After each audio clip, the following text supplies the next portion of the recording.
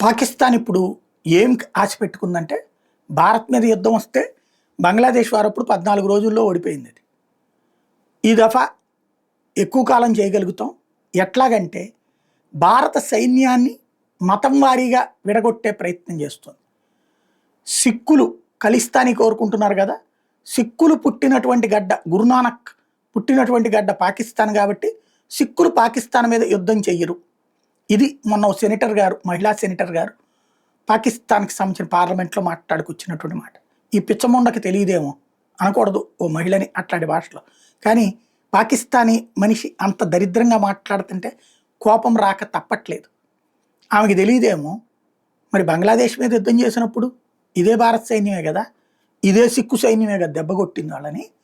అట్లాగే 65లోనూ ఇదే సిక్కు సైన్యమే కదా వాళ్ళని దెబ్బకొట్టింది. మరి అప్పుడు కూడా అది ఆలగడ్డే కదా.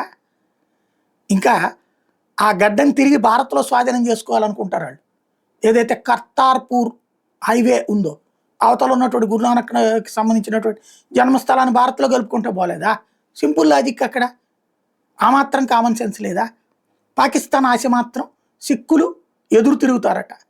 అట్లాగే గొర్ఖా ఉద్యమం చేసినటువంటి నేపాలీస్ ఉన్నారు కదా, వాళ్ళు ఎదురు తిరుగుతారట. టిబెటన్ వాళ్ళు ఎదురు తిరుగుతారట. ఎందుకంటే వాళ్ళు ఇప్పుడు చైనాలతో కలిసి ఉన్నారు కాబట్టి. ఇది పిచ్చి ఆశతో ఉందన్నమాట.